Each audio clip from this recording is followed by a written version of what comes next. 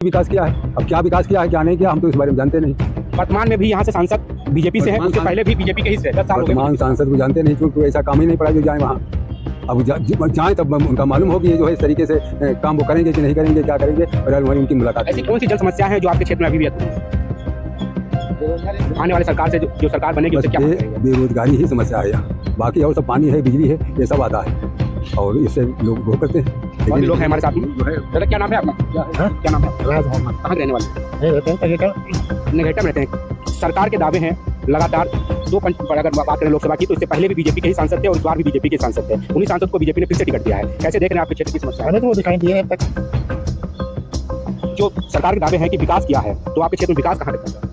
सांसद नहीं दिखाई दिए लेकिन विकास तो पहुंचा होगा। पानी आने की सुविधा हो गई, बिजली की सुविधा हो गई। नगर पालिका क्षेत्र है आपका, नगर पालिका में किस तरीके से सुविधा है? तो मोदी जी को जानते हैं कि भाई उनकी तुरंत पेंशन मिलती है, हम केंद्र कर्मचारी हैं, रेल सरकारी हैं। मोदी जी को जानते हैं लेकिन सांसद जी को नहीं जानते। क्या नाम है आपका? रामोतार गुप्ता। इन्होंने कहा मोदी जी को जानते हैं, सांसद जी को नहीं जानते हैं। सांसद को भी मुलाकात नहीं है, हम लोगों को ऐसा काम नहीं पड़ा जिससे कभी वहाँ मोदी जी तो हमारे घर घर मोदी जी हैं। बाकी मोदी जी का काम सबसे बढ़िया। बेटा क्या नाम है आपका? नरेश कुमार द्विवेदी।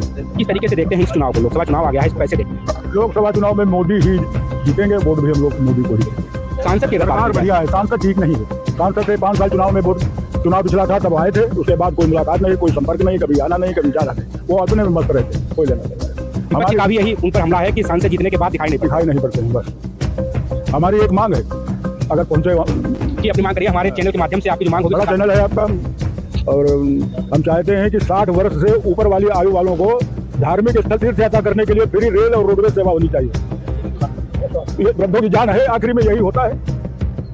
रोडवेज कहीं उत्तराखंड में है, अपने यहाँ नहीं है।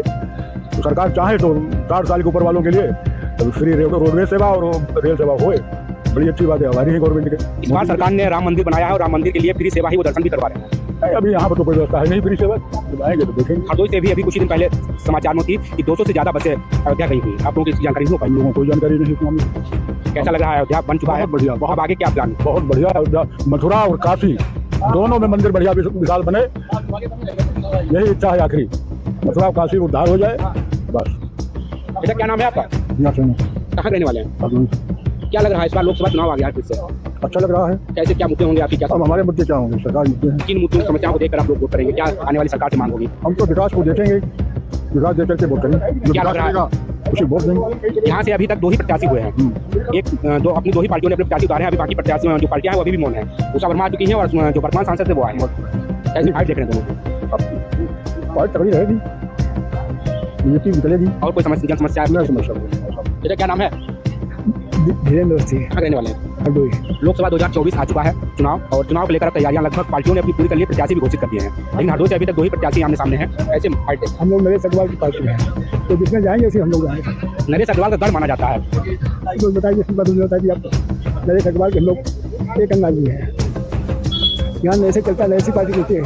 बोले जहाँ जाएंगे तो हम वहाँ सही। सांसद जी की अगर बात की जाए तो वर्तमान सांसद बीजेपी के हैं, उससे पहले भी सांसद बीजेपी के ही थे। वर्तमान सांसद को काम नहीं किया जब तक कोई काम नहीं किया, क्या होता है हम बैठे रहे थे। लेकिन फिर से बीजेपी ने उनको ही टिकट दिया है। दिया तो बीजेपी मर्जी है।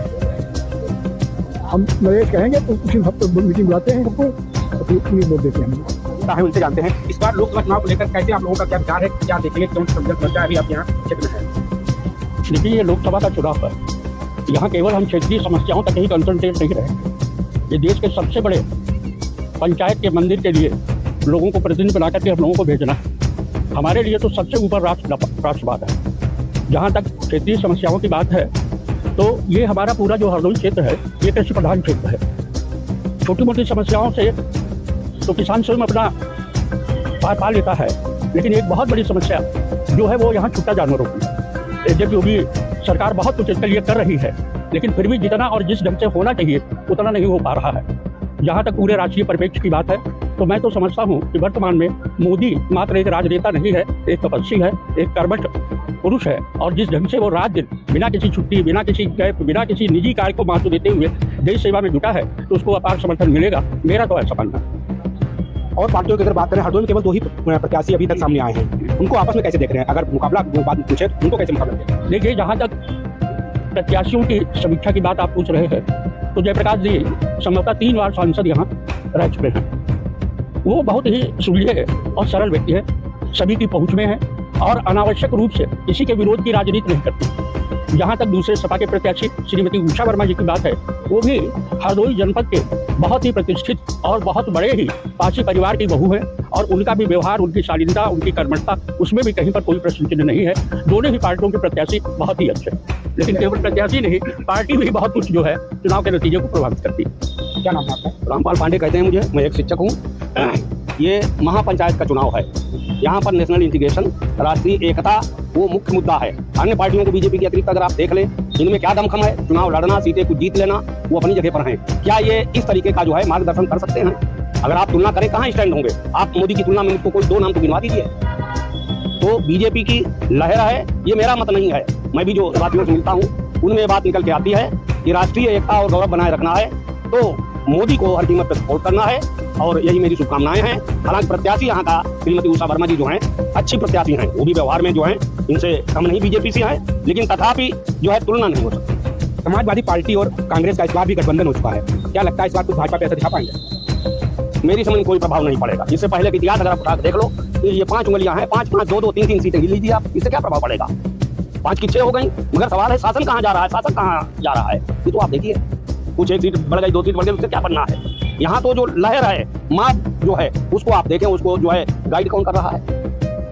राजनीतिक बात करें, 2 ही पार्टी अभी तक सामने आई है। बसपा ने इस गठबंधन से दूरी बना रखी है, कैसे देखते हैं इस बार बसपा को? देखिए, स्थिति तब स्पष्ट होगी जब बसपा ने दूरी बना रखी गठबंधन से, लेकिन बसपा अभी अस्तित्वहीन नहीं हुई है। अभी जब तीसरा कैंडिडेट आएगा, बसपा निश्चित रूप से अपना कैंडिडेट लड़ाएगी, उसके बाद में स्थिति स्पष्ट होगी कि क्या समीकरण बनेंगे।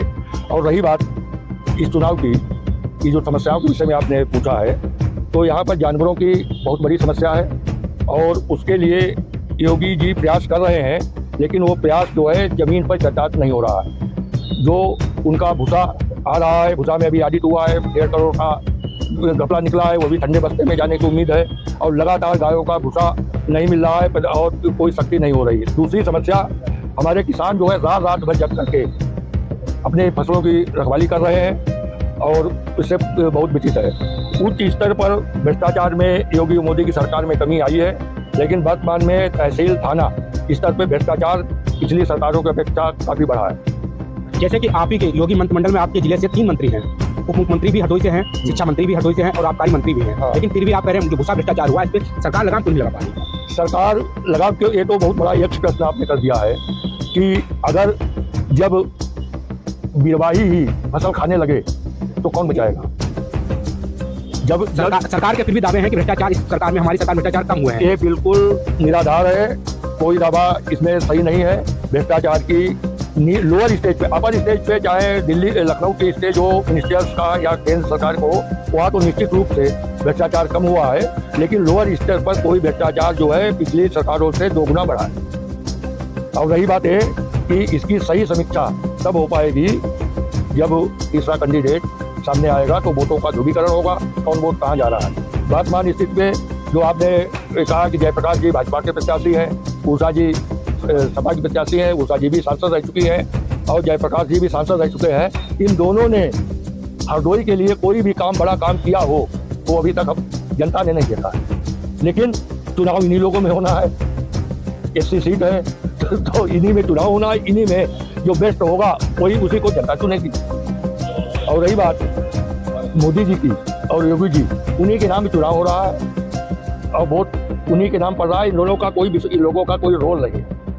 राजनीतिक दृष्टिकोण से अगर देखें, पूर्व सांसद अंशुल वर्मा पिछली बार टिकट न मिलने के कारण दल बदल लिया था, इस बार भी इनको टिकट नहीं मिली है, क्या लगता है किसी और पार्टी में जाने की उम्मीद लगा सकते हैं? देखिए, आज 1952 से अभी तक इस क्षेत्र से, दलित वाली सीट से जो भी विधायक सांसद होते रहे, सब में सबसे कर्मठ अंशुल वर्मा था।